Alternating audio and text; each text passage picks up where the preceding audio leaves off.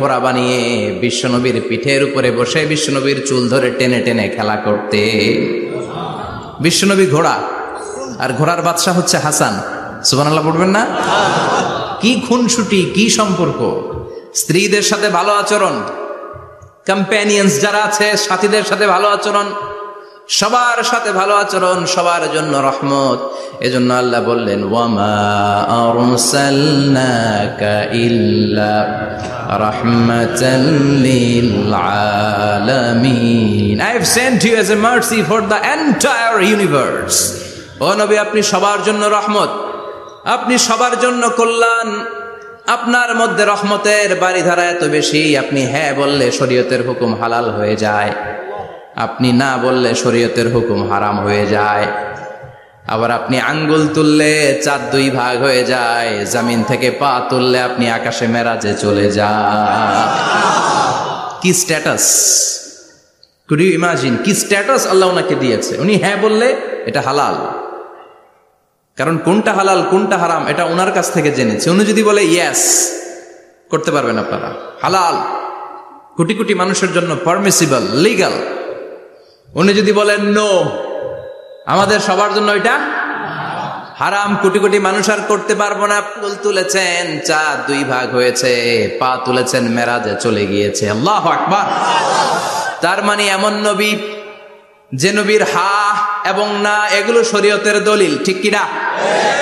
এ নবী এমন নবী, এ নবীরে বাদ দিলে কোরআন বোঝা যায় না, এ নবীরে বাদ দিলে হাদিস বোঝা যায় না, এ নবীরে বাদ দিলে নামাজ বোঝা যায় না, ঠিক কিনা? কারণ কেমন করে নামাজ পড়তে হবে এই নবী আমাদেরকে হাতে কলমে শিখিয়েছে। সল্লু কামা রাআইতুমুনি উসাল্লি, আমি যেমনি সালাত পড়ি তেমনি পড়ো। বিশ্বনবী যেমন শিখিয়েছেন তার বাইরে অন্য কোন নিয়মে সালাত পড়লে হবে নাকি? কথা বলেন।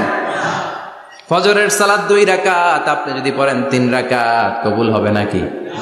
4 রাকাত পড়লে, 6 রাকাত, 12 রাকাত এরকম করলে মায়ের আসানা নাই, কবুল হবে না। অনেক বেশি পড়েছেন, সময়ও দিয়েছেন বেশি, কবুল হবে না। কেননা বিশ্বনবী যেভাবে শিখিয়েছে ওইভাবে পড়েন নাই তো, ঠিক কিনা? আবার বিশ্বনবী যেমন রোজা রেখেছেন তেমন রাখতে হবে। কেমন করে রোজা রাখতে হয় বিশ্বনবী শেখালেন।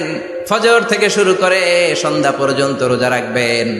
আপনি সকাল থেকে শুরু করে আসর পর্যন্ত রেখে আসরের পর ইফতারি করলে হবে নাকি? কথা বলেন। কারণ বিশ্বনবীর পদ্ধতিতে হয় নাই। আবার এই নবীকে বাদ দিলে হজ বোঝা যায় না, কেননা এই নবী কেমন করে হজ করতে হয় আমাদেরকে শিখিয়েছেন। বিশ্বনবী ওনার পুরো জীবনে 4টা উমরা করেছেন, একটা মাত্র হজ করেছেন। আর বলেছেন খুযু আন্নী মানাসিকাকুম, কেমন করে হজ করতে হয় আমার কাছ থেকে তোমরা শিখে নাও। হজের সিস্টেম কি আমার থেকে শিখে নাও। মাত্র একবার হজ করেছেন, তাতেই হজের সব আহকামগুলো আমাদের কাছে ক্রিস্টাল ক্লিয়ার, স্বচ্ছ কাচের মতো, স্ফটিক কাচের মতো, স্বচ্ছ পানির মতো এত সুন্দর তিনি বর্ণনা দিয়েছেন। এই বর্ণনার উপর ভিত্তি করে লক্ষ লক্ষ মানুষ গোটা বিশ্ব থেকে কাবার প্রান্তরে জমা হয়, ঠিক কিনা? মাসাবাতান লিন্নাসি ওয়া আমনা, গোটা বিশ্বের মানুষের মিলন কেন্দ্র।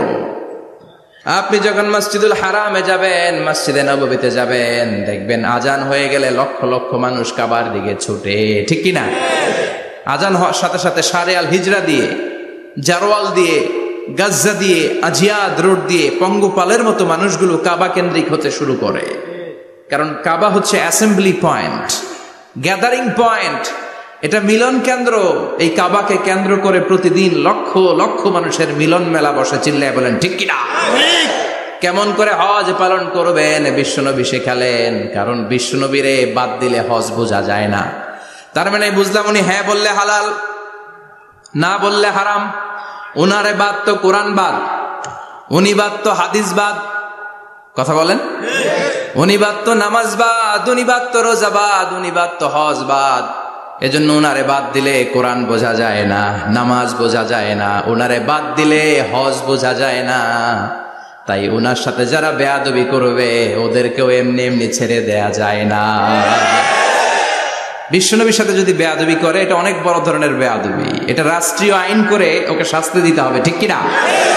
বিশ্বনবীর বিরুদ্ধে যদি ব্লগে কিছু লিখে, কেউ ব্লগ লিখে, বিশ্বনবীর পারিবারিক জীবন নিয়ে যদি কেউ কটু কথা বলে, বাজে মন্তব্য করে, বিশ্বনবীর ব্যাপারে যদি শাহবাগের চত্বর থেকে, প্রজন্ম চত্বর থেকে কোনো কথা বলে, ওই বেয়াদবগুলারে ফাঁসির রশিতে ঝুলানোর দরকার আছে না নাই? Very sensitive issue. বিশ্বনবীর সম্মান গোটা উম্মার সম্মান, কারণ বিশ্বনবী বাদ তো পুরো ইসলাম বাদ। এজন্য আমার নবীর বিরুদ্ধে কথা বললে ওর সাথে আমাদের কোনো কথা নাই, চিল্লায় বলেন ঠিক কিনা? এই সেন্সিটিভ ইস্যুতে আমরা সবাই এক। এখানে জামাত ইসলাম নাই, হেফাজতে ইসলাম নাই, তাবলীগ নাই, আলিয়া নাই, কওমি নাই। বিশ্বনবীর সাথে বেয়াদবি করলে ওগুলোকে রাষ্ট্রীয়ভাবে ফাঁসি দেওয়ার দরকার, শাস্তি দেওয়ার দরকার আছে না নাই? সবাই একমত?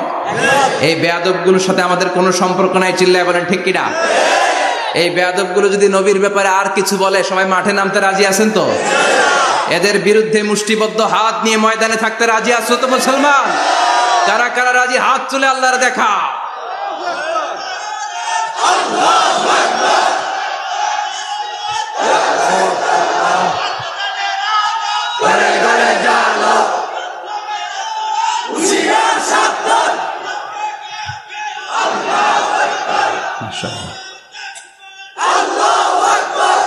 আল্লাহ তুমি কবুল করো।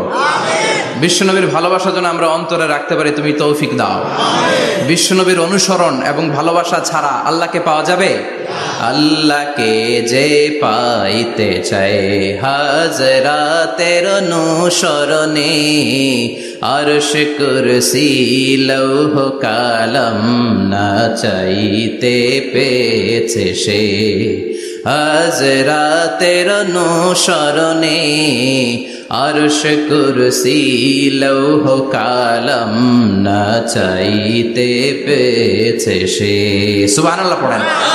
এজন্য আল্লাহ বললেন, নবী আপনাকে আমি গোটা বিশ্বের মানুষের জন্য রহমত করে পাঠালাম, আবার আপনার চরিত্রটা গোটা বিশ্বের মানুষের জন্য আমি মডেল করে দিলাম। আল্লাহু আকবার। ওয়া ইন্নাকা লাআলা খুলুকিন আযীম। ও নবী, চমৎকার একটা চরিত্রের উপরে আমি আপনাকে প্রতিষ্ঠিত রেখেছি। And verily you are on a very good standard of character. ও নবী, আপনার চরিত্রটা বড় সুন্দর। আপনার চরিত্রের মতো গোটা বিশ্বের কারো চরিত্র হতে পারে? পা থেকে মাথা পর্যন্ত বিশ্বনবীর চরিত্রে একটা কালো দাগ বসানোর মতো ক্ষমতা কারো আছে নাকি? কারণ বিশ্বনবীর চরিত্র হলো কোরআনের চরিত্র। মা আয়েশাকে বলা হলো, মা আমাদের পেয়ারা নবীর চরিত্র কেমন ছিল আমাদেরকে বলে শোনান। মা আয়েশা বললেন, ও সাহাবীরা, বিশ্বনবীর চরিত্র ছিল কোরআনের চরিত্র। কানা খুলুকুহু আল কোরআন। বিশ্বনবীর চরিত্র ছিল কোরআনের চরিত্র। পুরো কোরআনে 30 পারাতে থিওরিটিক্যালি যা বলে শোনানো হয়েছে, বিশ্বনবীর জীবনীতে চরিত্রে প্র্যাকটিক্যালি ওই সব কিছু করে দেখানো হয়েছে। পুরো কোরআনে 30 পারাতে থিওরিটিক্যালি যা বলা, বিশ্বনবীর চরিত্রে প্র্যাকটিক্যালি সেটা করে দেখানো। সুবহানাল্লাহ বাড়িতে যে বলেন। আবার বিশ্বনবীর আরেক স্ত্রী উম্মে সালামা বলতেন, ইনদামা ইয়ামশি রাসূলুল্লাহি আলাল আরদি কাআন্নাল কুরআনা ইয়ামশি আলাইহি। যখন বিশ্বনবী রাস্তার উপর দিয়ে হেঁটে যেত, মনে হয় কোরআন শরীফটা রাস্তার উপর দিয়ে হেঁটে হেঁটে যায়। কোরআনুল কারীম রাস্তা দিয়ে হেঁটে হেঁটে যাচ্ছে, মনে হচ্ছে যে এটা বিশ্বনবী নয়, এটা জীবন্ত কোরআন। পড়েন আল্লাহু আকবার। এজন্য এই নবীকে আল্লাহ এমন স্ট্যাটাস দিয়েছেন, পৃথিবীর কোন নবীকে তেমন স্ট্যাটাস দিয়েছে নাকি? এই নবীকে আল্লাহ এমন মর্যাদা দিয়েছে, গোটা বিশ্বের কাউকে এমন মর্যাদা দিয়েছে নাকি? এমন কিছু গুণাবলী, ক্যারেক্টারিস্টিক্স আল্লাহ বিশ্ব নবীকে দিয়েছে, পৃথিবীর কোন নবীকে সেগুলো দেয় নাই। সুবহানাল্লাহ। খুশি না বেজার? খুশি তো সবাই। কি দিয়েছেন, কি স্পেশাল এক্সট্রা স্ট্যাটাস আল্লাহ তাআলা বিশ্ব নবীকে দিয়েছেন আমরা শুনি।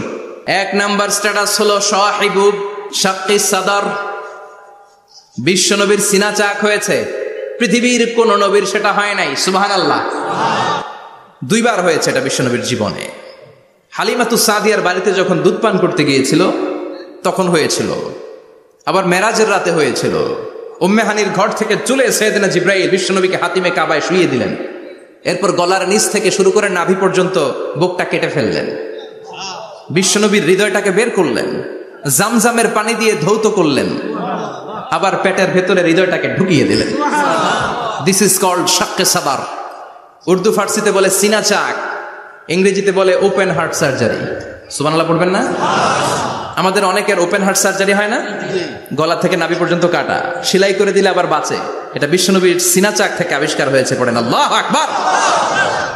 যে সমস্ত সাহাবারা বিশ্বনবীকে খালি গায়ে দেখেছে, উদম গায়ে দেখেছে, তারা বর্ণনা করেছে দুইটা কাপড় মাঝখান দিয়ে সেলাই করলে যেমনি দাগ দেখা যায়, আমরা বিশ্বনবীর গলা থেকে নাভি পর্যন্ত এরকম সেলাইয়ের দাগ দেখতে পেয়েছি।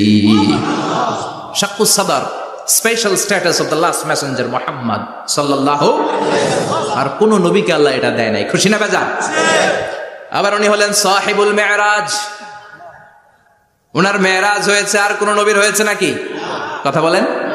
বিশ্বনবীর হৃদয়টা বড় ভাঙা, কলিজার টুকরা স্ত্রী খাদিজা নাই, যাকে সবচেয়ে ভালোবাসতেন, সবচেয়ে প্যার করতেন, যাকে মাহাব্বাত করতেন।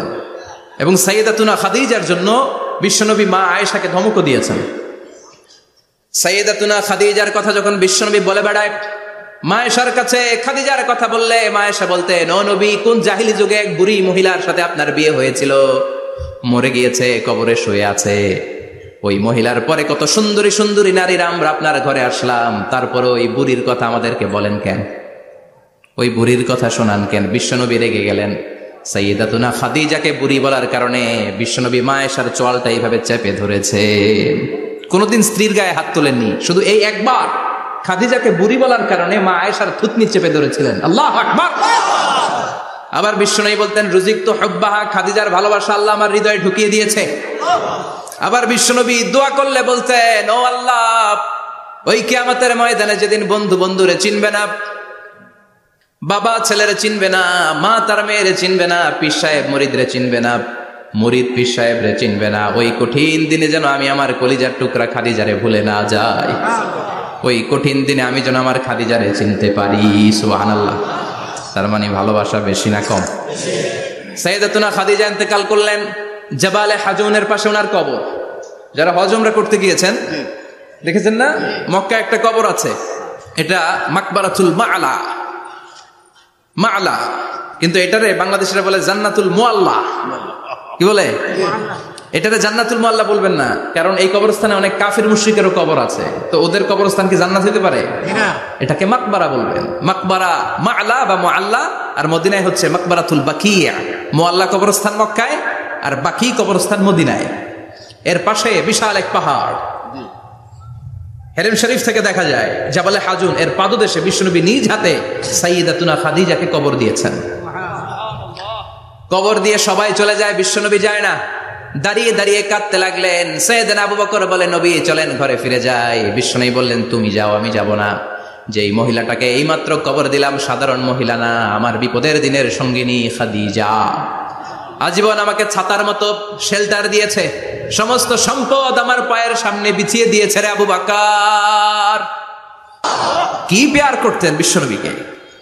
সাইয়েদাতুনা খাদিজা ইন্তেকাল করলেন, চাচা আবু তালেব ইন্তেকাল করলো। দাওয়াত দেওয়ার জন্য বিশ্বনবী ওই তায়েফের ময়দানে গেলেন। তায়েফের ছেলেরাও পাথর মেরে বিশ্বনবীর দেহটারে ঝাঁঝরা করে দিল। বলেন ঠিক কিনা? খেয়ে না খেয়ে দিন প্রচারের কাজে নিজেকে দিয়েছ বিলিয়ে, তায়েফের কাফিরেরা চিনল না সে আলো, দুষ্ট ছেলেদের পিছু দিল লেলিয়ে। পাথরের আঘাতে ক্ষত বিক্ষত হয়ে সারা শরীর থেকে রক্ত ঝরে। হে রাসূল, তোমাকে ভুলি আমি কেমন করে? হে রাসূল, তোমাকে ভুলি আমি কেমন করে? ঠিক কি না? খাদিজা নাই, আবু তালেব নাই, তায়েফে যে মার খেয়ে আসলেন, অন্তরটা একেবারে ভাঙা, আর মন বসে না, কিচ্ছু ভাল লাগে না। বিশ্বনবীর মনের ভেতরে হাহাকার। বিশ্বনবীর মনে হলো, ডানে বায়ে দুনিয়ায় আমার মনে হয় কেউ নাই। বিশ্বনবী দুনিয়ায় বসে কষ্ট পায়, আরশের উপর থেকে এগুলো দেখে কে? আল্লাহ প্ল্যান করছেন কেমন করে আমার বন্ধুর মনটারে ভালো করা যায়। বিশ্বনবীকে স্পেশাল সারপ্রাইজ দেওয়ার জন্য আল্লাহ প্ল্যান করলেন। জিব্রাইল ডেকে বললেন, ও জিব্রাইল, আমার পেয়ারা নবীকে স্পেশাল সারপ্রাইজ দিব, কিন্তু এই সারপ্রাইজের গিফটটা তোমার হাত দিয়ে আমি দিতে চাই না, তুমি দিয়ে আসলে হবে না। আমার পেয়ারা নবীকে দুনিয়া থেকে টান দিয়ে আমার আরশের উপরে নিয়ে আসো। সাহিবুল মেরাজ, যেই নবীর মেরাজ হয়েছে আর কোন নবীর হয় নাই। এই মেরাজ করতে যায় কত কাণ্ড, কত প্ল্যান প্রোগ্রাম। আল্লাহ টাইমের স্পিডকে আল্লাহ থামিয়ে দিলেন। মক্কা থেকে উঠিয়ে বিশ্বনবীকে এক মরুভূমিতে রাখা হলো রাতে। বললেন দোয়া করেন। দোয়া করে বিশ্বনবী বললেন, ভাই জিবরাইল, এটা কোন জায়গা, কোথায় দোয়া করবো? সাইয়েদনা জিবরাইল বলেন, নবী, কিছুদিন পরে এই জায়গায় আপনি হিজরত করে আসবেন, এই জায়গার নাম ইয়াসরিব, মদিনা। দোয়া করলেন। আবার সেখান থেকে তুলে এক পাহাড়ে রাখা হলো, নবী দোয়া করেন। দোয়া করে নবী বললেন, এটা কোন পাহাড়? অন্ধকার, আমি তো কিছু চিনি না। সাইয়েদনা জিবরাইল বললেন, নবী, এটা সাধারণ পাহাড় নয়, এই পাহাড়ের কথা আল্লাহ কোরআনে বলেছেন, এই পাহাড়ের কসম আল্লাহ কোরআনে খেয়েছেন। এই পাহাড়টা হলো আপনার ভাই মুসার পাহাড়, তুর পাহাড়। তুর পাহাড়ে তিনি দোয়া করলেন। কত কিছু করে বিশ্বনবীকে আল্লাহর আরশে নিয়ে যাওয়া হলো, সাহিবুল মেরাজ। বিশ্বনবী ছাড়া আর কোন নবীর কি এরকম মেরাজ হয়েছে? সবাই বলেন হয়েছে। এরপর উনি হলেন সাহিবুল শাফা, শাফাতের মালিক। বিশ্বনবী ছাড়া কিয়ামতের ময়দানে কেউ আমাদের জন্য সুপারিশ করতে পারবে না। পাগল হয়ে যাব আমরা। সূর্যটা মাথার কাছে, ক্ষুধায় তৃষ্ণায় জিহ্বাটা কুকুরের মতো বের হয়ে ঝুলতে থাকবে। মাথার মগজগুলো গলে গলে নাকের ছিদ্র দিয়ে, কানের ছিদ্র দিয়ে বেয়ে বেয়ে পড়তে থাকবে। বাবা ছেলের দেখলে দিবে দৌড়, বলবে চিনি না, ইয়া নাফসি, আল্লাহ আমারে বাঁচাও, ঠিক কিনা? পীর সাহেব মুরিদ রে বলবে চিনি না, মুরিদ পীর সাহেব রে বলবে চিনি না, ভাই ভাই রে চিনবে না। সব নবী আর সব উম্মতের একটাই জিকির, ইয়া নাফসি, ইয়া নাফসি। নবীও জিকির করে ইয়া নাফসি, উম্মতও জিকির করে। সবাই সাইয়েদনা আদম রে ধরবে, সাইয়েদনা আদম বলবে আমি পারবো না। নূহের কাছে যাও, সাইয়েদনা নূহ বলবে পারবো না। ইব্রাহিমের কাছে যাও, সাইয়েদনা ইব্রাহিম বলবে পারবো না। মুসা আলাইহিস সালামের কাছে যাও, মুসা আলাইহিস সালাম বলবেন পারবো না। ঈসা আলাইহিস সালামের কাছে যাও, সাইয়েদনা ঈসা আলাইহিস সালাম বলে এত জায়গায় ঘুরে লাভ নাই, জায়গা মতো যাও মিয়া, জায়গা মতো যাও। মাকামে মাহমুদে বিশ্বনবীকে সেজদায় পড়ে থাকতে দেখবা। ওই নবী ছাড়া আজকের এই ভয়ঙ্কর আমাদের সবার বিপদের দিন। এই বিপদের দিনে আল্লাহর সামনে দাঁড়িয়ে কথা বলার মতো সাহস আজকে কারো নাই। বিশ্বনবী কাঁদতে থাকবেন, সেজদায় পড়ে কাঁদবেন। সবার জিকির ইয়া নাফসি, ইয়া নাফসি। বিশ্বনবীর জিকির ইয়া উম্মতি। কাঁদতে কাঁদতে নবী আমার বেহুশ। সবাই বিশ্বনবীর চারদিকে দাঁড়িয়ে থাকবে গোল হয়ে। আমার নবী মাকামে মাহমুদে সেজদায় পড়ে থাকবে। বিশ্বনবীর কান্না দেখে আল্লাহর সহ্য হবে না। আল্লাহ বলবে, না নবী, ইরফা রাসাক, মাথা উঠান, আর সইতে পারি না। সাল তুতা, এবার চান, কি লাগবে আপনার, সব দেব। ওয়াশফা তুশাফা, যার জন্য সুপারিশ করবেন তাকেই জান্নাত দিয়ে দেব। বিশ্বনবী বলেন, লিকুল্লি নবিয়্যিন দাওয়া মুস্তাজাবা। সব নবীর দুনিয়াতে একটা স্পেশাল দোয়া ছিল, এটাকে বলে দাওয়া মুস্তাজাবা। এই দোয়াটা করলেই কবুল করে নিয়েছে কে? আল্লাহ। সব নবীর ওই দোয়াটা দুনিয়াতেই করেছেন। শুধুমাত্র কেবলমাত্র বিশ্বনবী তার স্পেশাল দোয়াটা আজ পর্যন্ত, এখন পর্যন্ত করে নাই। বিশ্বনবী বলেন, ওয়া ইন্নী আখতাবিউ দাওয়াতি শাফাআতান লি উম্মতি ইয়াউমাল কিয়ামাহ। আমি আমার দোয়াটা, আমি আমার স্পেশাল সাপ্লিকেশনটা কিয়ামতের দিন, কঠিন মুসিবতের কালে তোমরা যখন বিপদে পড়ে যাবা, আমার স্পেশাল দোয়াটা ওই দিন করে আমি তোমাদের সুপারিশ করে জান্নাতে পাঠায়া দেব। সাহিবুশ শাফাআহ। বিশ্বনবী ছাড়া কথা বলার মতো ক্ষমতা, স্পর্ধা, সাহস সেদিন কারো থাকবে না। চিৎকার করে বলেন ঠিক কিনা? আবার উনি সাহিবুল কাউসার, উনি কাউসারের মালিক। আল্লাহ ওনাকে কাউসার দিবেন। অন্য নবীদেরও দিয়েছে না? কথা বলেন, কাউসার দিয়েছে। কি মজার পানি, আহলা মিনাল আসাল, মধুর চাইতেও মিষ্টি। সুইটার দেন হানি, মধুর চাইতেও মিষ্টি। আব্রাদু মিনাস সালজ, বরফের চাইতেও ঠান্ডা। আবিয়াদু মিনাল লাবান, দুধের চাইতেও সাদা। এক ঢোক যে পান করবে আজীবনের জন্য তৃষ্ণা চলে যাবে। সাহিবুল কাউসার। তৃষ্ণার চোটে আমরা পাগল পারা হয়ে বিশ্বনবীর কাউসারের দরবারে যাব। বিশ্বনবী পেয়ালার মধ্যে করে করে আমাদেরকে কাউসার পিলাবেন। এই কাউসারের ক্ষমতাও রব্বুল আলামিন পৃথিবীর কোন নবীকে দেন নাই। সব নবীরাও বিশ্বনবীর কাছে চেয়েছে কাউসার সেদিন খাবে। সুবহানাল্লাহ পড়বেন না? সাহিবুল কাউসার, সাহিবুল মিরাজ, সাহিবুল শাফাআহ, সাহিবুল মাকাম আল মাহমুদ। আজানের পরে দোয়াতে বলি না, আতি মুহাম্মাদিনিল ওয়াসিলাতা ওয়াল ফাদিলা ওয়া বা'আসু মাকামান মাহমুদা। ও আল্লাহ, আমার নবীর আপনি মাকামে মাহমুদ দেন। মুফাসসিরিন ইকরাম, মুহাদ্দিসিন ইকরাম এই মাকামে মাহমুদ কি, এটার ব্যাখ্যা করতে যেয়ে হয়রান হয়েছেন। কেউ বলেছেন কিয়ামতের ময়দানে বিশাল একটা সিংহাসন, কেউ বলেছে জান্নাতের মধ্যে একটা সিংহাসন, কেউ বলেছে না না, আমার আল্লাহর আরশের পাশে স্পেশাল একটা জায়গা আছে, ওই জায়গাটার নাম হলো মাকামে মাহমুদ। ওখানে বিশ্বনবী বসবেন। এই নবীর সাথে কারো স্ট্যাটাসের কোনো তুলনা চলে? কথা বলতে হবে। এই নবীরে গালি দিলে কলিজায় আগুন লাগে না? এই নবীর বিরুদ্ধে কথা বললে মুসলমান সইতে পারে? এমন স্ট্যাটাস হলো আল্লাহ বানালেন, এত মর্যাদা আল্লাহ দিলেন, এত সম্মান দিলেন, গোটা বিশ্বের কোন নবীরে দেয় নাই। আবার বিশ্বনবী বলতেন, নুসির তুবির রবি মাসিরাতা শাহর, আমাকে আল্লাহ ভয় দিয়ে সাহায্য করেছেন। আমি যেই জায়গায় দাঁড়িয়ে থাকি, আমার ডানে বায়ে সামনে পেছনে 1 মাসের জায়গা পর্যন্ত কোনো কাফির আমার সামনে আসতে পারে না ভয়ে। 1 মাসের জায়গা পর্যন্ত কোনো কাফির যদি দাঁড়ায় থাকে, বিশ্বনবীর জন্য ভয়ে তার কলিজায় ধুকধুকানি শুরু হয়ে যায়। ধরেন আমি ওনারে ভয় পাই, কাছে আসলেই না ভয়, দূরে গেলে তো আমি পালোয়ান, ঠিক কিনা? উনি আছে কোম্পানিগঞ্জ বাজারের ওইদিকে, আমি এদিকে, আমি পালোয়ান, স্বাস্থ্যের সমস্যা নাই, ঠিক কিনা? কারণ কাছে নাই। কিন্তু বিশ্বনবী এমন পাওয়ারফুল ছিলেন, কাছে আর দূরে কোনো কথা না, ডানে বায়ে সামনে পেছনে 1 মাসের দূরত্ব। এই লোকেশনের মধ্যে যদি কোনো কাফির মুশরিকের আন্ডা বাচ্চা থেকে থাকে, বিশ্বনবীর ব্যাপারে ভয় তাদের অন্তরের মধ্যে ঢুকিয়ে দেয় কে? এজন্য বিশ্বনবীর সাথে কারো মর্যাদার কোনো তুলনা চলে? বিশ্বনবী আমাদের মডেল। আমাদের মডেল কে? কথা বলেন, সবাই বলেন। আপনাদের মনোযোগ আছে না গেছে? জিমাই পড়তেছেন মনে হয়।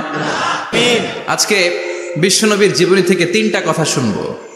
এই 3টা কথা শুনে মানার চেষ্টা করব, তারপর আমরা একসাথে বিদায় নিব। পড়েন ইনশাআল্লাহ। প্রথমে জানবো আমার নবী দেখতে কেমন ছিলেন।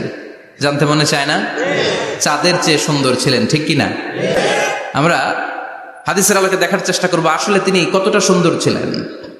তাহলে প্রথমে শুনবো উনি দেখতে কেমন ছিলেন, তারপর শুনবো ওনার আচরণ কেমন ছিল। দেখতে কেমন ছিলেন মানে বাহিরটা কেমন, আর আচরণ মানে ভিতরটা কেমন, ঠিক কিনা? 3 নম্বরে আমরা শুনবো ওনার মেধা, বুদ্ধি, ইন্টেলেকচুয়াল ক্যাপাসিটি কেমন ছিল। কষ্ট হয়ে যাচ্ছে না তো? আলোচনা কঠিন মনে হচ্ছে? প্রথম পয়েন্টে আমরা শুনবো আমার নবী দেখতে কেমন ছিলেন।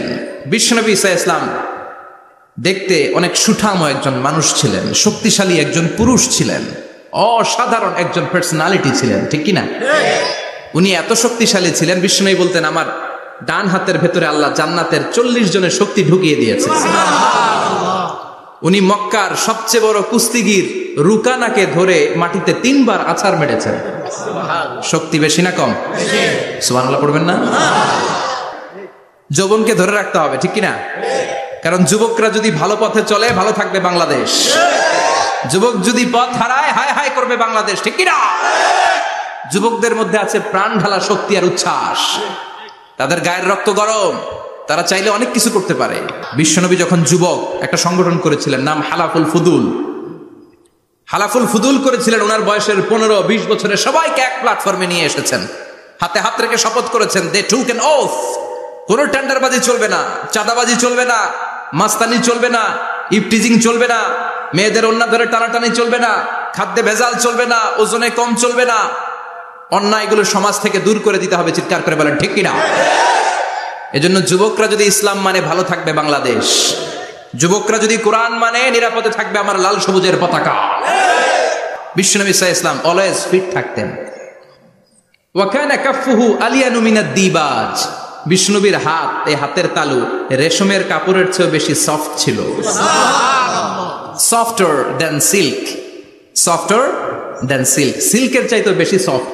সিল্কের কাপড় ছিলেন না, জর্জেটের কাপড়, ধরতে কোমল লাগে, মোলায়েম লাগে। বিশ্বনবীর হাতের তালু এর চাইতে মোলায়েম। এই জন্য এই মোলায়েম হাত যদি কেউ মুসাফা করার সুযোগ পাইতো, কেউ আর হাত ছাড়তে চাইতো না। আর বিশ্বনবীর অভ্যাস ছিলেন, বিশ্বনবী কারোর সাথে মুসাফা করলে, যার সাথে মুসাফা করেছেন উনি হাত টেনে না নিলে বিশ্বনবী ওনার হাত টেনে নিতেন না। আল্লাহু আকবার পড়বেন না? কি অসাধারণ ব্যক্তিত্ব ছিল। হাতের তালু ছিল সফটার দেন সিল্ক। ওয়া কানা রাবাআতাম মিনাল কওম লাইসা বিত-তাবিল ওয়ালা বিল কাসীর। বিশ্বনবী দেখতে একজন মাঝারি গড়নের লোক ছিলেন, খুব লম্বাও না, খুব খাটোও না। খুব বেশি লম্বাদেরকে ভালো লাগে? কথা বলেন। তাকাইতে গেলে টুপি পরে যাওয়ার সম্ভাবনা আছে। খুব খাটো যারা, এদেরকেও কিন্তু দেখতে অতটা ভালো লাগে না। বিশ্বনবী ছিলেন ব্যালেন্সড, মাঝারি ধরনের। লাইসা বিত-তাবিল ওয়ালা বিল কাসীর। কিভাবে আল্লাহ চুজ করেছেন ওনার প্যারা হাবিবকে, পড়েন সুবহানাল্লাহ। ওয়া কানা আযহারাল লাউন, ফর্সা রঙের মানুষ ছিলেন, ব্রাইট কালার। কি কালার? Bright colour. বিশ্বনবী ছিল ব্রাইট কালার, ফর্সা রঙের মানুষ। কতটা সুন্দর ছিলেন! অনেকে বলে সাইয়েদনা ইউসুফ আলাইহিস সালাম বেশি সুন্দর। না না, বিশ্বনবী সাইয়েদনা ইউসুফ আলাইহিস সালামের চেয়ে অনেক গুণ বেশি সুন্দর ছিলেন। বিশ্বনবী বলতেন না মালিহুন ওয়া আখি ইউসুফ সাবিহুন, আমি বিশ্বনবী মালিহ। আলেম যারা আছেন উত্তর দেন আরবিতে। মিলহুন মানে কি? লবণ।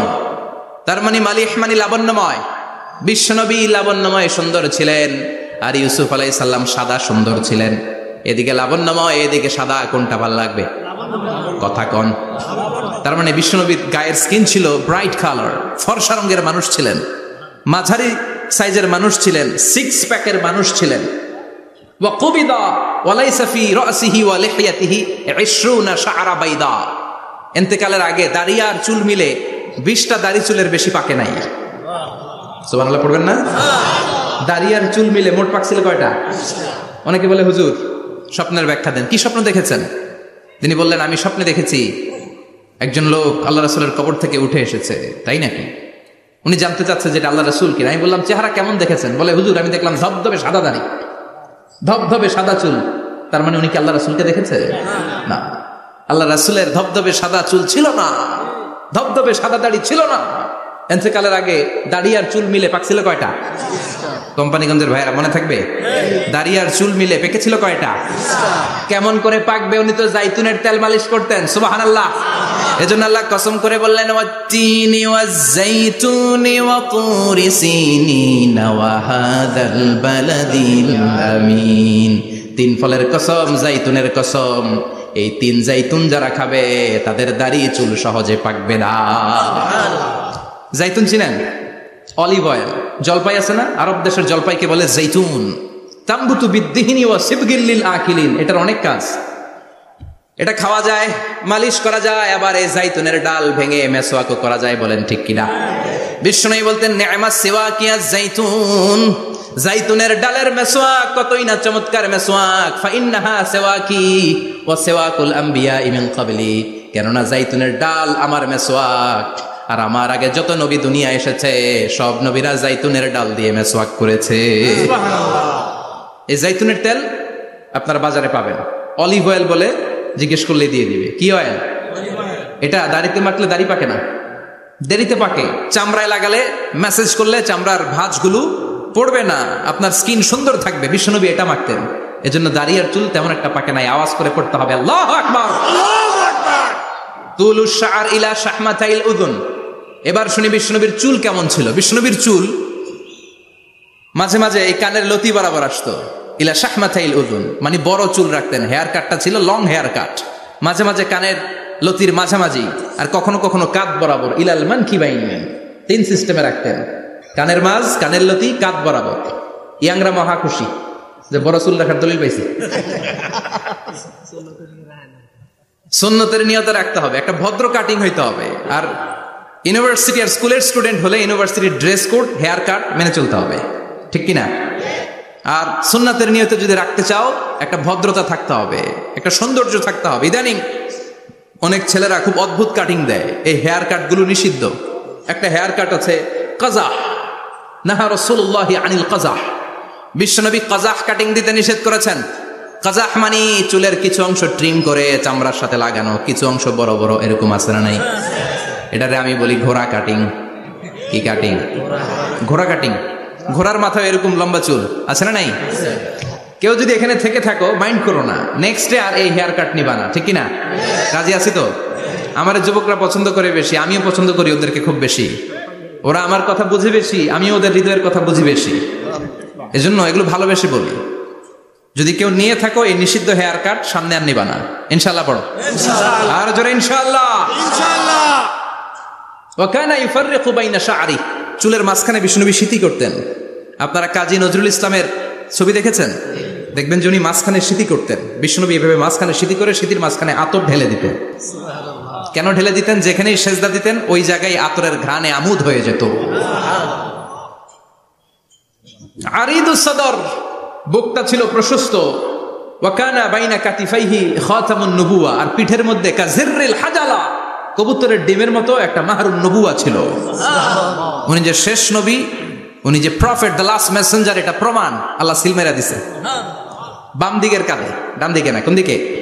সাহাবারা যারা এটা দেখেছেন তারা বলেছেন যে আমরা দেখেছি এর মধ্যে কিছু চুলও ছিল, একটু লালচে ছিল, একটু উঁচু ছিল।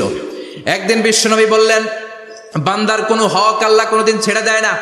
আল্লাহর হক আল্লাহ মাফ করে, বান্দার হকের মাফ নাই। যদিও আমি নবী, আমার উপর যদি কোনো হক থাকে বলো, আমি দিয়ে দেব।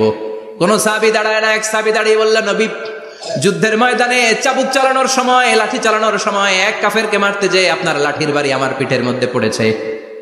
আপনি যেহেতু এই কেসাসটা আদায় করতে চান, আপনার পিঠে আমি লাঠির বাড়ি মেরে এটারে শোধবোধ করে দিতে চাই।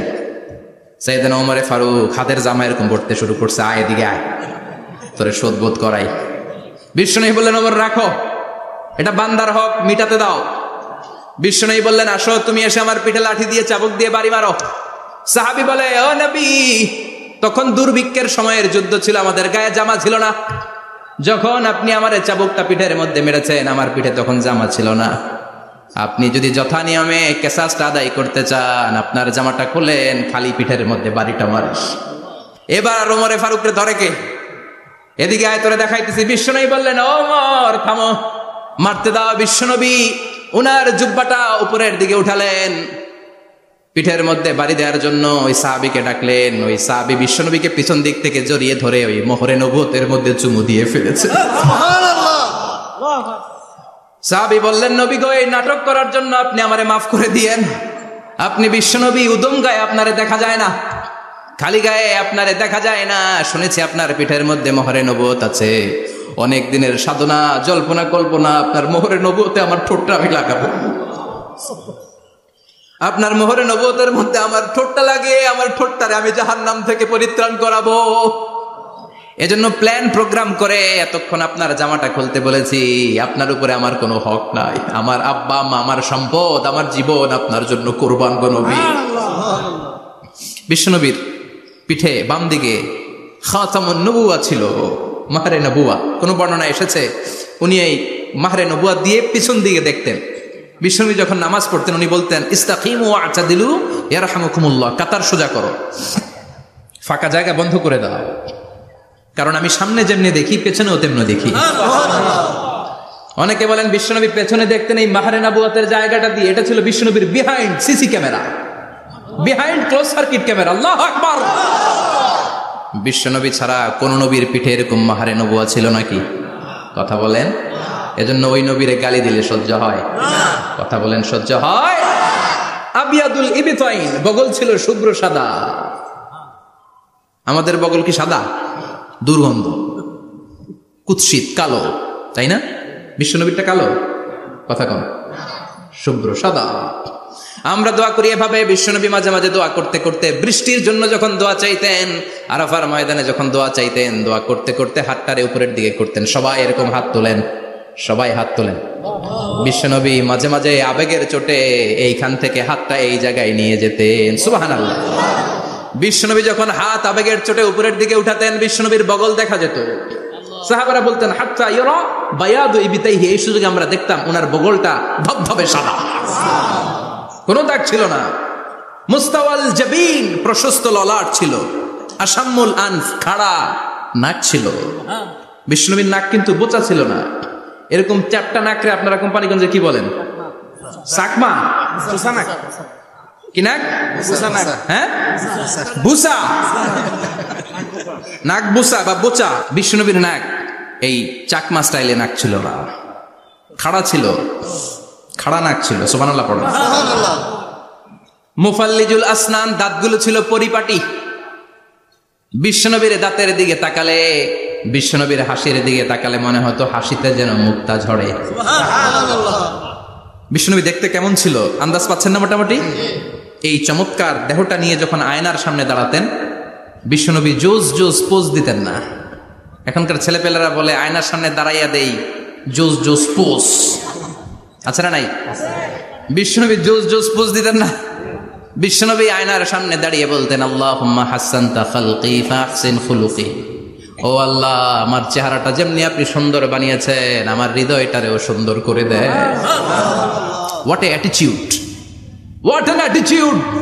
কি অ্যাটিটিউড ছিল ওনার! আমরা আয়নার সামনে সেজে পড়ে দাঁড়ালে চুলকে সাইজ করি, পাং করি, স্টাইল করে ডিজাইন করি। বিশ্বনবী সুন্দর চেহারাটা নিয়ে যখন আয়নার সামনে দাঁড়াতেন বলতেন, আল্লাহ আমার চেহারাটা যেমনি সাদা হৃদয়টারও সাদা করে দেন। কিছু মানুষ আছে চেহারা সাদা হৃদয় কালো, আছে না নাই? কিছু মানুষ আছে চেহারাটা কুচকুচে কালো অন্তরটা সাদা, এমন মানুষও আছে না নাই?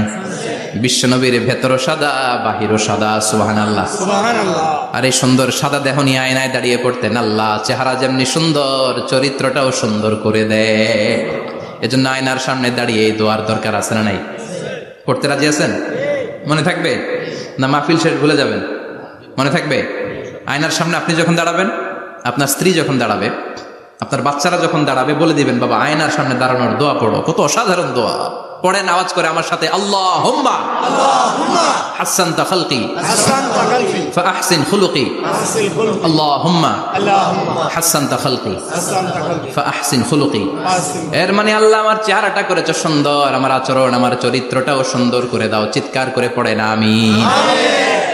তাহলে বিশ্বনবীর ব্যাপারে 3টা কথা আমরা শুনবো বলেছিলাম, প্রথমটা শুনে ফেলেছি। মানে উনি দেখতে কেমন ছিল, উনি দেখতে কেমন ছিল, এর মধ্যে আমাদের আমলের কিছু নাই, শুধু বর্ণনা করা আর শোনা আর বিশ্বনবীকে ভালোবাসা, ঠিক কিনা? কারণ উনার না খাড়া, আমার তো খাড়া নাও হইতে পারে। উনি সুন্দর, আমি তো শ্যামলা হইতে পারি, কারণ এটা আল্লাহর দেয়া পরীক্ষা, ঠিক কিনা? দ্বিতীয় পয়েন্ট থেকে আমাদের আমল শুরু। দ্বিতীয় পয়েন্ট ছিল বিশ্বনবীর আচরণগত বৈশিষ্ট্য। আমার নবীর বিহেভিয়ার কেমন ছিল, কন্ডাক্ট সিস্টেম কেমন ছিল, ম্যানার কেমন ছিল, মানুষের সাথে কমিউনিকেশনটা কেমন ছিল, ব্যবহারিক জীবনটা কেমন ছিল, এগুলো আমল করার দরকার আছে না নাই? কষ্ট হচ্ছে? কষ্ট হচ্ছে? মনোযোগ আছে তো? মনোযোগ আছে না গেছে? আমরা এবার শুনবো বিশ্বনবীর আচরণ কেমন ছিল। বিশ্বনবী যখন রাস্তা দিয়ে হাঁটতেন, ইয়ামশি হাউনান, বিনয়ের সাথে হাঁটতেন। ইয়ামশি হাউনান, রহমানের বান্দারাও বিনয়ের সাথে রাস্তা দিয়ে হাঁটে, ঠিক কিনা?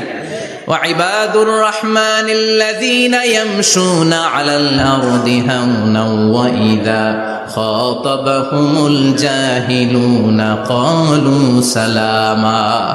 রহমানের বান্দারা যখন রাস্তা দিয়ে হাঁটে, বিনয়ের সাথে হাঁটে, তারা অহংকারে প্রদর্শন করে না, মানুষের সাথে বিনয়ের সাথে রাস্তা দিয়ে হাঁটে।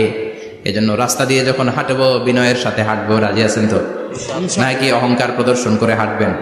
বিশেষ করে যুবকেরা, 3-4 জন যুবক একসাথে হলে রাস্তায় ওদের আর কারো হুঁশ জ্ঞান থাকে না, পুরো দুনিয়াটাই মনে হয় দুনিয়াটাই আমার, আছে না নাই? না, মুরব্বীকেও সম্মান করবা, মহিলাদেরকে সম্মান করবা, তোমার জায়গায় তুমি হাঁটবা, ভদ্রভাবে হাঁটবা। ভদ্রভাবে হাঁটার দরকার আছে না নাই? উনি মুরব্বী, একদিন উনিও তোমার মতো যুবক ছিল, ঠিক কিনা? এই যে আমার কালো দাড়ি আজীবন কালো থাকবে? কথা বলেন। উনার সাদা দাড়ি ছোটবেলায় মনে সাদা দাড়ি নিয়ে আসছিল না? হ্যাঁ, উনিও একদিন তাগড়া যুবক ছিল, উনিও কোম্পানিগঞ্জ বাজারে দাঁড়ালে লোকজন তাকিয়ে থাকতো, ঠিক কিনা? তার মানে রং ধরা যৌবন জং ধরে শেষ। যৌবন সব সময় থাকে না, সার্টেন একটা পিরিয়ডের জন্য আল্লাহ দিয়েছে। এজন্য যুবক ভাইরা, তোমাদের রক্ত গরম, তোমাদেরকে বিনয়ী হতে হবে বেশি, ঠিক কিনা? রাজি আছো তো সবাই? বিশ্বনবী বিনয়ের সাথে হাঁটতেন। ওয়াকানা ইয়াতাবাসসাম, সবসময় মুচকি হাসতেন। কি করতেন? মুচকি হাসেন তো আপনারা? হাসেন না? মুচকি হাসবেন, কারণ মুচকি হাসতে পয়সা লাগে না। লাগে? মুচকি হাসি দেন তো একটা। এই যে সবার এখন মুচকি হাসি, পয়সা লাগছে? কথা কর। তাবাসসুমুকা ফি ওয়াজহি আখিকা সাদাকা, you would smile to your brother, it's a charity. তুমি তোমার ভাইয়ের দিকে তাকিয়ে যে মুচকি হাসবে, এতেও সদকা দেওয়ার সওয়াব হয়ে যাবে। সুবহানাল্লাহ। বিশ্বনবী সব সময় মুচকি হাসতেন। হাসি 3 ধরনের, তাবাসসুম, দিহক, কাহকাহা। কাহকাহা মানে অট্ট হাসি, আলিফ লাইলার দত্তরা যেমন হাসি দেয় ওই হাসি। এটা নামাজের মধ্যে কেউ দিলে নামাজও শেষ, ওযুও শেষ। আর দিহক, হালকা আওয়াজে হাসি, সামান্য দাঁত দেখা যায় মাঝে মাঝে। বিশ্বনবী মজা করে এরকম হাসি দিতেন, কিন্তু সব সময় বিশ্বনবীর ঠোঁটের মধ্যে মুচকি হাসি লেগেই থাকতো। তাহলে আমরা বিনয়ের সাথে হাঁটবো, নাম্বার 1। নাম্বার 2, সবসময় মুচকি হাসবো। রাজি আছেন? ঘরে যেই স্ত্রীকে একটা মুচকি হাসি দিবেন, আজকে রাতেই দিবেন, যেই একটা মুচকি হাসি। রাজি আছেন? হ্যাঁ, ভালোবাসা বাড়াই দিবে কে? কথা কয় না। ভালোবাসার কথা আসলে আওয়াজ কমে যায়। ভালোবাসার কথাও কোরআনে আছে না নাই? আল্লাহু আকবার। আল্লাহ দাম্পত্য জীবনের ভালোবাসা তুমি বাড়িয়ে দাও, আমিন। ইযাল তাফাতা ইলতাফাতা জামিআন, ইযাল তাফাতা ইলতাফাতা জামিআন। বিশ্বনবীর যদি ডানে বায়ে কোথাও তাকানোর দরকার হতো, উনি আর চোখে তাকাতেন না। অনেকে এইভাবে বসে আছে, ডানে এমনে তাকায়, এমনে আছে না নাই? এইভাবে এমনে তাকায়, আচ্ছা না নাই? এভাবে তাকানো যাবে না। বিশ্বনবী ডানে তাকানোর দরকার হলে ইলতাফাতা জামিআন, অ্যাবাউট টার্ন, ঘুরে যেতেন, ঘুরে এইভাবে তাকাতেন। আবার বায়ে তাকানোর দরকার হলে বুকটা নিয়ে শরীরটা নিয়ে ঘুরে যেতেন, এইভাবে তাকাতেন। সুবহানাল্লাহ পড়বেন না? আর চোখে তাকানো কি ভালো স্বভাব? বিশ্বনবী ইদাল তাফাতা ইলতাফাতা জামিআন, যেদিকে তাকাবেন ওদিকে ফুল্লি মনোনিবেশ করতেন, তারপরে তাকাতেন। সুবহানাল্লাহ পড়েন। ওয়া কানা মুস্তাহিয়ান, লাজুক ছিলেন, বেশ লাজুক। এখন সমাজে লাজুকতা নাই, লাজ শরম আমরা হারাতে বসেছি, ঠিক কি না? বিশ্বনবী আসাদ্দু হায়াআন মিনাল আযরা ফি খিদরিহা, যেই মেয়েদের বিয়ে হয় নাই, এমন ভার্জিন নারী, কুমারী নারী যারা পর্দার ভেতরে অনেক লাজুক হয়ে বসে থাকে, বিশ্বনবী পর্দার আড়ালে ওই কুমারী নারীদের চাইতেও বেশি লাজুক ছিলেন। এত লাজুক ছিলেন, এত লাজুক ছিলেন, লজ্জা পেলে চেহারাটা বিশ্বনবী লাল হয়ে যেত। ছোট্টবেলায় হালিমাতুস সাদিয়ার বাড়িতে যখন দুধ খেতে গিয়েছিলেন, বিশ্বনবীর দুধমা হালিমাতুস সাদিয়া বলে, এই কুরাইশি মোহাম্মদ ছেলেটাকে কখনো কাঁদতে দেখি নাই। ক্ষুধা লাগলেও কাঁদে না, ব্যথা পেলেও কাঁদে না, শুধু লজ্জাস্থানের জায়গা থেকে কাপড়টা একটু সরে গেলে ছোট্ট মোহাম্মদ চিৎকার দিয়ে ওঠে। কি বোঝে সে? ক্ষুধা লাগলেও কাঁদতো না, ব্যথা পেলেও কাঁদতো না, লজ্জাস্থানের জায়গা থেকে কাপড় সরে গেলে বিশ্বনবী চিৎকার দিয়ে উঠতেন। সুবহানাল্লাহ পড়ে। এজন্য লজ্জা শরমের দরকার আছে না নাই? ইযা লাম তাস্তাহি ফাসনা মা শিতা, যদি লজ্জা শরম না থাকে যা মন চাই তাই করতে পারো। এটা আমাদের বাংলাদেশে ব্যাপক, লাজ শরম কিচ্ছু নাই। এজন্য লাজুকতার বড় দরকার। যেখানে যার বসা দরকার সে সেখানে যাবে। কিয়ামতের আগে যেই লোক যেই চেয়ারে বসার দরকার ওই লোক ওই চেয়ারে বসবে না। এটা হলো কিয়ামতের আলামত। জোরে কোন ঠিক কিনা? সভাপতি হওয়ার যোগ্যতা নাই, সভাপতি হয়, আছে না নাই?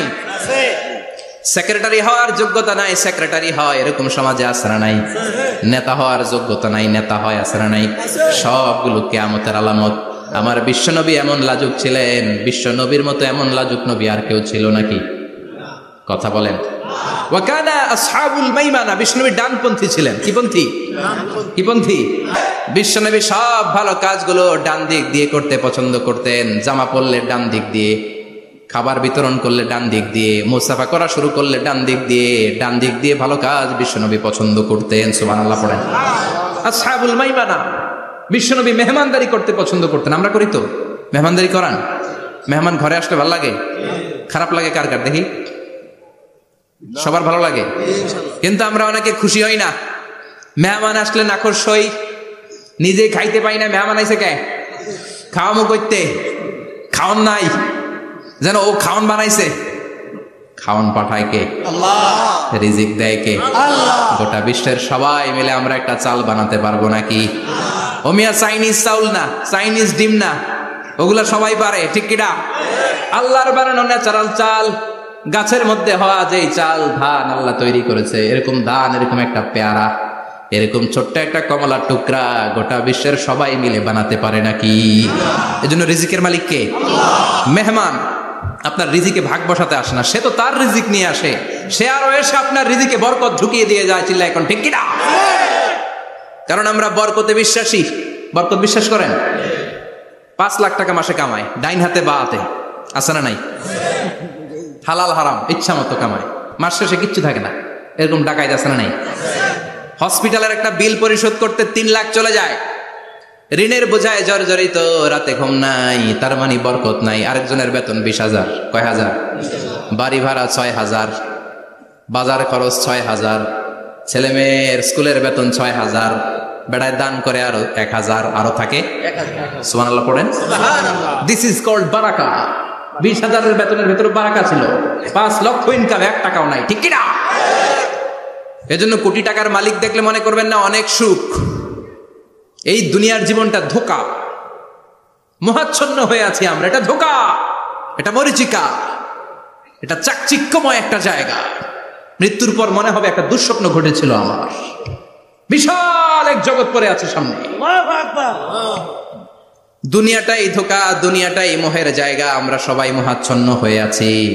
দুনিয়ার উদাহরণ হলো 3টা লাশ আর 4টা স্বর্ণের টুকরার সমাপ। আসল জীবন কবর থেকে শুরু হবে, কোন ঠিক কিনা? একদিন মাটির ভেতরে হবে ঘরে মন আমার, কেন বাঁধো দালান ঘরে মন আমার, কেন বাঁধো দালান ঘর, ঠিক কিনা? দুনিয়ার জীবন আসল জীবন না, এটা মরিচিকা, এটা ধোঁকা, এটা মোহ, এটা শয়তানের চাকচিক্য। আসল জীবন কবরের জীবন, আসল জীবন সামনে পড়ে আছে, জন্য বরকতে বিশ্বাস করি আমরা, ঠিক কিনা? ল্যান্ড ক্রুজার দাপিয়ে বেড়ায়, বড় বড় টাওয়ারের মালিক, অনেক সম্পদের মালিক, এটা দেখেই মনে করবেন না অনেক সুখে আছে। ঘরে যেয়ে দেখেন কোনো সুখ নাই, ঠিক কিনা? সাধারণত টাকা যার বেশি দুঃখ তার বেশি, টাকা যার কম সুখ তার বেশি। সুবহানাল্লাহ পড়েন। আল কানাআতু মিনাল ইসলাম। এজন্য আমার শ্রমিক ভাইয়েরা, আপনাদের এক পা জান্নাতে এমনি ঢুকে আছে। নামাজ পড়বেন, মা বাবার খেদমত করবেন, ইসলামের নিয়মগুলো মানবেন, দ্বিতীয় পাটাও জান্নাতে ঢুকায় দিবে কে? আল্লাহ। আর যারা কোটি কোটি টাকার পাহাড় বানিয়েছে, ওদের হিসাবের ফিরিস্তি অনেক বড়। বিশাল বাড়ির মালিক, ল্যান্ড ক্রুজার চালায়, সাবরোলেট চালায়, পোরশে, ফারারে, ল্যাম্বরগিনি চালায়, আছে না নাই? ঘরে সুখ নাই, রাতে ঘুম নাই, টেনশন আর টেনশন, 4টা ট্যাবলেট খেয়ে আধা ঘন্টা ঘুমাতে পারে না, এরকম ধনী আছে না নাই? সব ধনীরা আবার এক পাল্লায় মাইপেন না। মাথার ঘাম পায়ে ফেলে যেই ধনী ব্যবসায়ীরা বড়লোক হয়েছে, ওদের ঘরে ঠিকই শান্তি আছে। তার মানে টাকা যার বেশি, ওষুধ তার বেশি, কিচ্ছু খেতে পারে না। দেখবেন ধনীদের খাবারের ডায়েটে থাকে ভেজিটেবলস আইটেম, ঠিক কিনা? এমনি হজম হয় না, আবার ডাক্তারের কাছে গেলে বলে কিচ্ছু খাবেন না, খালি ঘাস খাবেন। কি খাবেন? মানে ভেজিটেবল খাবেন, সবজি খাবেন তো সুস্থ থাকবেন, আছে না নাই? ঘুম নাই, শান্তি নাই। এই যে কোম্পানিগঞ্জ বাজারের যারা কুলি মজুর শ্রমিক, এদের ঘুমে ঝামেলা আছে? কথা বলেন। ধনী পয়সাওয়ালা কোটিপতি, সে ঘুমের ট্যাবলেট খায়, ঘুমের জন্য যে ট্যাবলেট লাগে রিক্সাওয়ালা ওইটাই জান না, ঠিক কিনা? 1000 কোটি টাকার মালিক হলে বাড়ি কিনা যায়, গাড়ি কিনা যায়, সুখ কিনা যায় না। কোম্পানিগঞ্জ বাজারে সুখ বিক্রি হয় এমন দোকান আছে নাকি? কথা কন, একটাও নাই। কি করলেন আপনারা? সুখের দোকান দিতে পারলেন না? কি আজীব তামাশা।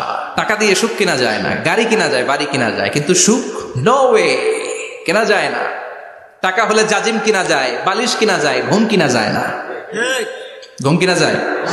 ফার্মেসিতে ডাক্তারের কাছে যে যদি বলেন 2000 টাকার ঘুম দেন, দিবে? ডাক্তার কি বলবে? দূর মিয়া, আমারই ঘুম আসে না, তোমারে আমি ঘুম বিক্রি করবো, আছে না নাই? শ্রমিক ভাই, রিক্সাওয়ালাদের ঘুমের ঝামেলা নাই, যেখানে রাই তো এখানে, যেখানে রাই তো এখানেই কাই। ওর মাথা লাগতে দেরি বিছানায়, নাক ডাকতে দেরি হয়, ওর নাকের ডাকের আওয়াজে ট্রাকের ইঞ্জিনও ফেল, ঠিক কিনা? এজন্য আমরা বরকতে বিশ্বাসী। অল্প খাবো, অল্প পড়বো, অল্প জামাবো, অল্পের ভেতরে বরকত দিয়েছে কে? এজন্য মেহমান আসলে বিশ্বনবী খুশি হতেন, আমরাও মেহমান আসলে খুশি হব। রাজি আছি না নাই? সবাই রাজি? মেহমানদারি করাবেন তো? এরপরে বিশ্বনবী ইনসাফ করতেন। কি করতেন? ইনসাফ করতেন। বিচার করার সময় বিশ্বনবী ইনসাফ করতেন। গোটা বিশ্বকে ইনসাফ শিখিয়েছেন বিশ্বনবী। আমাদের দেশেও তো ইনসাফ হয় না? হাইকোর্টে, সুপ্রিম কোর্টে, গ্রাম্য সালিশে আছে, আছে। আহা, আহকামুল হাকিমিনের দরবারে সবগুলো বিচার আবার বসবে। চিল্লায় বলেন ঠিক কিনা? মিয়া, দুনিয়াতে বিচারপতি বিচারের রায় দেয়, ওই বিচারপতিরও বিচার আছে না নাই? সবচেয়ে বড় বিচারপতির নাম কি? বিশ্বনবী ইনসাফ করে গোটা বিশ্বকে দেখিয়ে গেলেন কেমন করে বিচার করতে হয়। বিশ্বনবীর কাছে কখনো বিচার আসলে বিশ্বনবী দুই পক্ষের কথা শুনে রায় দিতেন। পড়েন সুবহানাল্লাহ। সব সময় দুই পক্ষের কথা শুনে রায়। এখন কি দুই পক্ষকে সমান প্রিভিলেজ দেয়া হয়? কথা বলেন। কারণ কোরআন দিয়ে বিচার হয় না। কোরআন দিয়ে বিচার হোক আমরা চাই কি চাই না? আমার সংসদ ভবনের ভেতরে কোরআনের আইন দিয়ে সংসদ ভবন কায়েম হোক আমরা চাই কি চাই না? সেনাবাহিনীর ভেতরে দরবার হলগুলোতে যখন আলোচনা বসে কোরআন মাঝখানে থাকবে, চিল্লায় বলেন ঠিক কিনা? দেশের সবগুলো ক্যান্টনমেন্টের ভেতরে কোরআন থাকার দরকার আছে না নাই? সবগুলো আদালতের ভেতরে কোরআন থাকার দরকার আছে না নাই? কোরআনের আইন অনুযায়ী আমার দেশের সব নিয়ম কানুন চলবে আমরা চাই কি চাই না? এই কোরআনের আইনের বিরুদ্ধে যদি কোনো আইন পাশ করা হয় আমরা ওই আইনের বিরুদ্ধে চিৎকার করে বলেন ঠিক কিনা? আমরা এই কোরআনের জন্য সব বাজি রাখতে রাজি আছি, আমরা জীবন বাজি রাখতে রাজি আছি, আমরা দেহের তাজা রক্ত বিলিয়ে দিতে রাজি আছি, জোরে বলেন ঠিক কিনা? আমরা যেন দেখে যেতে পারি যে এই দেশে কালেমার পতাকা পতপত করে উড়েছে। আমরা যারা ইসলামের পক্ষে, এটাই আমাদের অপরাধ। আমরা ইসলামকে একটা বিজয়ী শক্তি হিসেবে দেখতে চাই, আমরা ইসলামকে পার্লামেন্টের ভেতরে দেখতে চাই, আমরা কালিমার পতাকা পতপত করে উঠছে এটা দেখে যেতে মরতে চাই, চিল্লায় বলেন ঠিক কিনা? বিশ্বনবী ইনসাফ শিখালেন, বিচার আসলে দুই পক্ষের কথা শুনতেন। বিশ্বনবীর স্ত্রী সাউদা এসে বলে, নবী, আমি আপনার কুমারী বউ আয়েশার ঘরে তরকারি নিয়ে গিয়েছিলাম, ঝোল নিয়ে গিয়েছিলাম, কোন বর্ণনায় পায়েস নিয়ে গিয়েছিলাম। তরকারি দেওয়ার পরে আপনার স্ত্রী রেগে বলে, তরকারি দিলা কেন? আমি কি তরকারি রাঁধতে পারি না? আনলা কেন? রাগের চোটে তরকারির ঝোল নিয়ে পায়েস নিয়ে আমার গালের মধ্যে মাখিয়ে দিয়েছে আপনার বউ। আপনি তো শ্রেষ্ঠ বিচারক, কোন বিচার করে দেন। দুই বউয়ের মধ্যে ঝগড়া আছে না নাই? বিশ্বনবী সাউদার কথা শুনলেন, মা আয়েশাকে ডেকে পাঠালেন। মা আয়েশারে বললেন, ও আয়েশা, আসলে এমনটা করেছো নাকি? মা আয়েশা বলে, নবী, তখন আমার মেজাজটা বড্ড গরম ছিল, রাগের মাথায় ঝোল নিয়ে আমি সাউদার মুখে লাগিয়ে দিয়েছি, আসলে কাজটা ঠিক হয় নাই, আমারে ক্ষমা করেন। বিশ্বনবী দুইজনের কথা শুনে ঠান্ডা হয়ে বসলেন। সুবহানাল্লাহ। একজনের কথা শুনে রায় দেয় নাই, ঠিক কিনা? দুইজনের কথা শুনে বিশ্বনবী বললেন, আমার আদালতের রায় হচ্ছে কিসাস, টিট ফর ট্যাট। যেমন করেছো তেমন, ঘুষি মারলে ঘুষি, গুতা মারলে গুতা, ঠেলা মারলে ঠেলা, আছে না নাই? সাউদাকে যেমনি তুমি পায়েস মাখিয়ে দিয়েছ, সাউদাও পায়েসের বাটি থেকে কিছু পায়েস নিয়ে আয়েশার গালে মাখো। সুবহানাল্লাহ পড়েন। সাউদাও বিশ্বনবীর রায় অনুযায়ী বাটি থেকে পায়েসের ঝোল নিয়ে মা আয়েশার গালের মধ্যে মেখে দিলেন। মা আয়েশা কি আর করবেন, হেসে দিলেন। সাইয়েদাতুনা সাউদাও হাসলেন, বিশ্বনবীও হাসলেন। আরশের উপর থেকে খুশি হয়ে গেল কে? আল্লাহ। এজন্য কোরআন দিয়ে যদি, কোরআনের নিয়ম দিয়ে যদি, বিশ্বনবীর শেখানো পন্থায় যদি বিচার হয়, ওই বিচারের মধ্যে ইনসাফ থাকবে, জুলুম থাকবে না। ওই বিচারের মধ্যে কোনো স্কাইপি কেলেঙ্কারি হবে না। আমাদের টেলিফোনের ফোনালাপ ফাঁস হয়ে যায়, স্কাইপি ফাঁস হয়ে যায়, অনেক ঝামেলা হয়ে যায়, আছে না নাই? এরপরেও জনগণের চোখ খোলে না। আল্লাহ তুমি চোখ খোলার তৌফিক দাও, সহি সমাজ দান করো, পড়ে না আমিন। বিশ্বনবী ইনসাফ করতেন। বনু মাখজুমিয়া গোত্রের এক মহিলা চুরিতে ধরা পড়ল। কিসে ধরা পড়ল? কথা বলেন। চুরিতে। চুরি করলে নিয়ম কি? লাউ চুরি করলে, আম চুরি করলে, কলা চুরি করলে হাত কাটা যাবে না, এটা বড় চুরি। সুবহানাল্লাহ। ওমরে ফারুক বলেছেন, দুর্ভিক্ষের বছরে কেউ যদি চুরি করে তার হাত কেটে দেয়া যাবে না, কারণ এটা অভাবের চুরি, এটা স্বভাবের চুরি না, ঠিক কিনা? ঘরে খাবার নাই, পেটে দানা পানি নাই, লাউ চুরি করছে, মুরগি চুরি করছে, এই চোরের হাত কেটে দিও না, কারণ সে ক্ষুধার্ত। পেটে খাবার আছে, গায়ে জামা আছে, সমাজে সম্মান আছে, তারপরে পুরো দেশটা খেয়ে ফেলতে চায়, এরকম ডাকাত আছে না নাই? দেশের টাকা পাচার করে, ব্ল্যাক মানি করে, এরকম ডাকাত আছে না নাই? ঘুষ খেতে খেতে পেটটা এরকম হাতির মতো মোটা করেছে, এরকম ডাকাত আছে না নাই? দেশের সবকিছু লুণ্ঠন করে, এরকম আছে না নাই? এই ডাকাতদের হাত কাটার মধ্য দিয়ে হাত কাটার প্রোগ্রাম শুরু করতে হবে। এরকম একটা ডাকাতের হাত কেটে যদি দেশের গভর্নমেন্ট বাইতুল মোকাররমে জুমার নামাজের সামনে লাইভ সম্প্রচার করে, সারা বাংলাদেশের 18 কোটি মানুষ যদি দেখে, আর কেউ চুরি করবে? চুরি করার আগে 3 বার লাফ দিবে, যেরকম, ঠিক কিনা? বনু মাখজুমিয়া গোত্রের এক নারী চুরিতে ধরা পড়ল। ভেরি প্রেস্টিজিয়াস এন্ড ডিগনিফাইড ফ্যামিলির মেয়ে। এলাকায় সম্ভ্রান্ত কিছু ফ্যামিলি থাকে না, এরকম বড় ফ্যামিলির মেয়ে। সব সাহাবারা বলল, এখন যদি নবী হাত কেটে দেয় মদিনাতে তো মারামারি হবে। ওসামা বিন যায়েদকে বলল, ওসামা, তুমি বিশ্বনবীর সবচেয়ে প্রিয় পাত্র, হুব্বু রাসূলিল্লাহ, তুমি যাও বিশ্বনবীরে বলো হাত যেন কেটে না দেয়।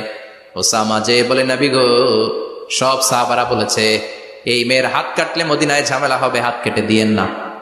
এই কথা শুনে বিশ্বনবীর চেহারাটারে লাল করে দিল কে? আল্লাহ। বিশ্বনবী বললেন, ওসামা, কোত্থেকে এত বড় স্পর্ধা পেলি রে তুই ওসামা? এই আইনটা তো আমি বানাই নাই, আরশের উপর থেকে এই আইনটা নাজিল করেছে কে? আল্লাহ। ওসামা, এটা আল্লাহর আইন। কেমন করে আল্লাহর আইনে তুমি সুপারিশ করতে আসো? কোন বনু মাখজুমিয়া গোত্রের মেয়ে? ওই মেয়ে তো দূরের কথা, আমার কলিজার টুকরা ফাতেমাও যদি চুরি করে, আমি রামদানিয়ে ফাতেমার ডান হাতটা এক কোপ দিয়ে কেটে দিতে 1 মুহূর্ত দেরি করবো না রে ওসামা। জাস্টিস, ইনসাফ শিখে না। কেমন করে প্রতিষ্ঠা করেছে বিশ্বনবী, চিৎকার করে বলেন, ঠিক কিনা? এগুলো হচ্ছে বিশ্বনবীর অভ্যাস, আচরণ। বিশ্বনবী ধীরস্থির ভাবে কথা বলতেন, তাড়াহুড়ো করতেন না। সাহাবারা বলতেন, বিশ্বনবী যখন কথা বলতেন প্রতিটা শব্দ আলাদা করা যেত, প্রতিটা অক্ষর আলাদা করা যেত। আল্লাহু আকবার। আবার জরুরি কোনো কথা যখন বিশ্বনবী বলতেন, ওইটাকে 3 বার বিশ্বনবী রিপিট করতেন। কয়বার? 3 বার। কারণ জরুরি। কারণ কি? যেন না ভুলে যায়। ভুল যেন না হয় 3 বার বলতেন। বিশ্বনবী একবার তাকওয়া নিয়ে ওয়াজ করতেছিলেন আর বলছিলেন তাকওয়া হা হুনা হা হুনা হা হুনা, তাকওয়া এইখানে এইখানে এইখানে। কয়বার বললেন? কারণ তাকওয়ার ওয়াজ কি কম গুরুত্বপূর্ণ নাকি বেশি গুরুত্বপূর্ণ? তাকওয়া মানে কার ভয়? তাকওয়া মানে আল্লাহর ভয়। বিশ্বনবী বললেন তাকওয়া হা হুনা, তাকওয়া হা হুনা, তাকওয়া হা হুনা, তাকওয়া এই জায়গায়, তাকওয়া এই জায়গায়, তাকওয়া এই জায়গায়। যেহেতু এটা গুরুত্বপূর্ণ, বিশ্বনবী 3 বার ইঙ্গিত করে বলেছেন। সুবহানাল্লাহ। বিশ্বনবী বলেন না তাকওয়া হা হুনা, তাকওয়া এইটা। বলেন না তাকওয়া হা হুনা, তাকওয়া এইটা। বলেন না তাকওয়া হা হুনা, তাকওয়া এইটা। জুব্বায় তাকওয়া, দাড়িতে তাকওয়া, টুপিতে তাকওয়া বলে নাই। তাকওয়ার আসল জায়গা হলো হৃদয়। এজন্য যাদের হৃদয়ে আল্লাহর ভয় আছে তারা কোনোদিন পথ হারাতে পারে, তাদেরকে সিরাতুল মুস্তাকিমের উপর দায়েম রাখে কে? কি সুন্দর অভ্যাস ছিল বিশ্বনবীর, মানার দরকার আছে না নাই? বিশ্বনবীর আরেকটা অভ্যাস ছিল, বাসি খাবার খেতেন না। জানেন? বাসি খেতেন না, অল্প খেতেন, কিন্তু যেটা খেতেন ভালোটা খেতেন। অল্প খেতেন কিন্তু যেটা খেতেন ভালো খেতেন। মধু খেতে পছন্দ করতেন, কিন্তু মধুর মধ্যে দুর্গন্ধওয়ালা একটা মধু আছে না, মাগাফির। বুখারীতে লম্বা ঘটনা, ওইদিকে যাব না। এই মাগাফিরের মধু উনি খেতে চাইতেন না। ভালো সুগন্ধিওয়ালা মধু তিনি বিশ্বনবী খেতে পছন্দ করতেন। বিশ্বনবীর খাবারের তালিকায় সবচেয়ে পছন্দনীয় তালিকায় ছিল এই মধু।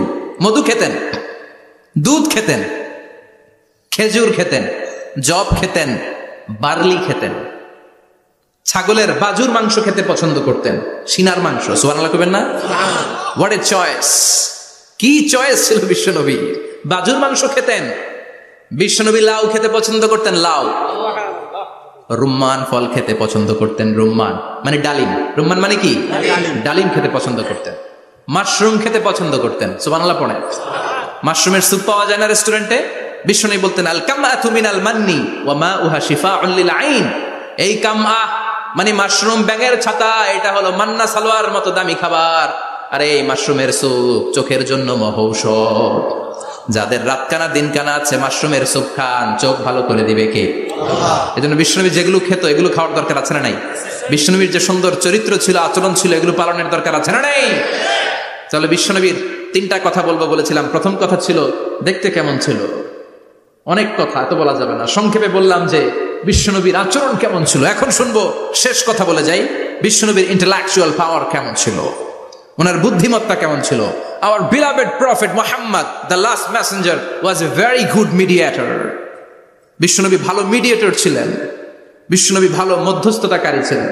ঝগড়া লাগলে মিলাই দিতে পারতেন, চমৎকার। সুবহানাল্লাহ। বাড়িতে দেয়া জিমায় পড়ছেন? কষ্ট হচ্ছে? আর কয়েক মিনিট পড়বো, একটা তাকবীর দেন, লিল্লাহি তাকবীর। He was a very good mediator.